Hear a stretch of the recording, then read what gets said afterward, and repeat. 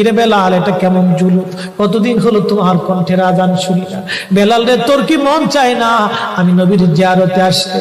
বেলাল আয়, আমি নবীর জিয়ারতে আয় রে বেলাল আয়, কতদিন হলো তোমার কণ্ঠের আজান শুনি না। স্বপ্ন যখন নবীজি দেখাইছে, এ মুসলমান, হযরত বেলাল সুদূর সিরিয়ার দামেস্ক থেকে পাগলের মতো দৌড়াইলেন, পাগলের মতো ছুটে আসলেন। যখন মদিনাতে আসলেন তখন তাহাজ্জুদের সময় চলতেছিল। তাহাজ্জুদের সময় চলার সময় হযরত বেলাল রাদিয়াল্লাহু আনহু কাঠের জালি দিয়ে তখন রওজা শরীফ ঘিরে রাখা ছিল। ওই জালির পাশে বসে বসে জালির সঙ্গে মাথা ঠেকাইয়া নবীর পাগল বসে বসে গুনগুন গুনগুন করে কাঁদে আর বলে, হুজুর আপনি আসতে বলেছিলেন, গোলাম এসে হাজির হয়েছে। নবী গো, আজান দিতে বলেছেন, আমি আজান দিলে আপনি আগে নামাজ আসতেন, এখন আজান দিলে কি নবী আপনি নামাজে আসবেন? হুজুর এখন আজান দিলে কি আপনি নবী নামাজে আসবেন?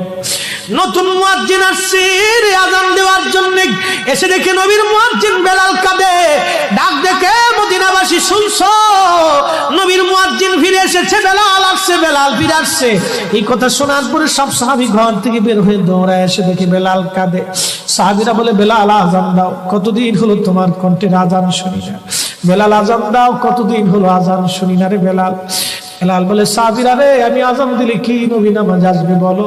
সালমান ফারসি রাদিয়াল্লাহু আনহু ডাক দেখে, সাহাবীরা আমাদের কথাই বেলাল আজান দিবে না, তোমরা যাও দেখো হাসান আর হুসাইন দুইজন ঘরের মধ্যে আছেন। ইমাম হাসান হুসাইন রাদিয়াল্লাহু আনহুমা যদি বলে তাহলে বেলাল অবশ্যই আজান দিবে। সালমান ফারসির পরামর্শে সাহাবীরা দৌড়ায় গেলেন। বর্তমান 7 নম্বর গেট বাবুস সালাম বরাবর একটা মসজিদ আছে, মসজিদে আলী। এটাই ছিল হযরত ফাতেমা রাদিয়াল্লাহু আনহার বাড়ি।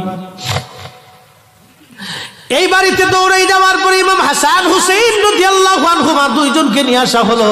দুইজনকে নিয়ে আসার পরে হযরত ইমাম হাসানকে দেখতে আমার নবীর মতো দেখা যাইতো, চেহারাটা রাসূল করিমের চেহারার মতো ছিল। নাতি দৌহিত্র নানার চেহারা পেয়েছিলেন, ইমাম হুসাইন ও নানার সুরত পেয়েছিলেন। দুই ভাই নানার সুরত পেয়েছিলেন।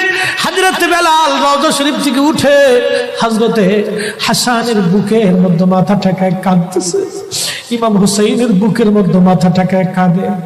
হযরত ইমাম হাসান ডাক দেখে, নানার মুয়াজ্জিন, কতদিন হলো তোমার কণ্ঠে আজান শুনি না। যেই কণ্ঠ দিয়ে নানার আজান শুনাইতা, যাও গো ওই কণ্ঠ দিয়ে আমাদেরকে আজান শোনাইয়া যাও।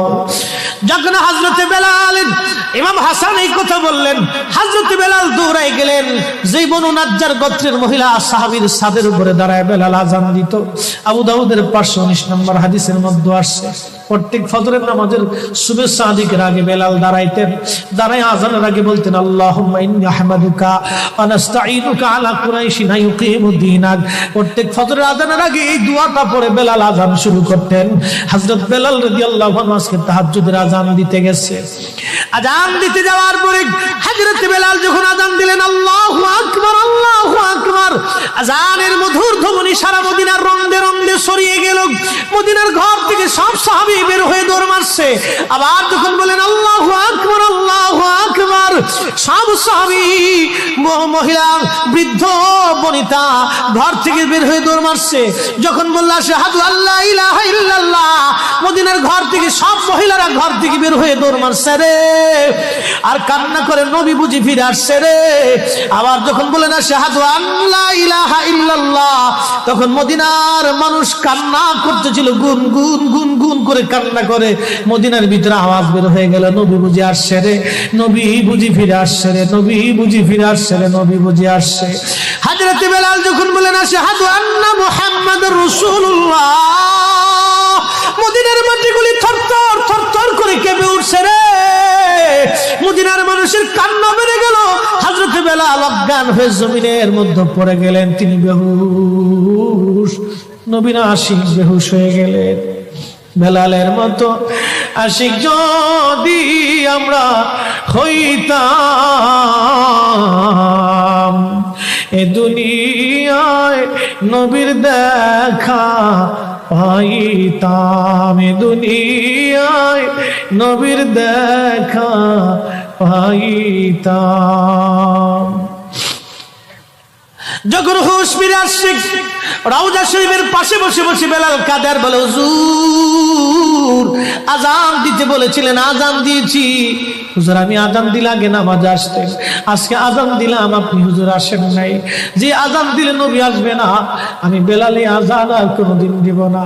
হযরতে বেলাল কিছুদিন পরে কলিজা ফেটে নবীর বিরহ বেদনা সহ্য করতে না পেরে তিনি চলে গিয়েছিলেন।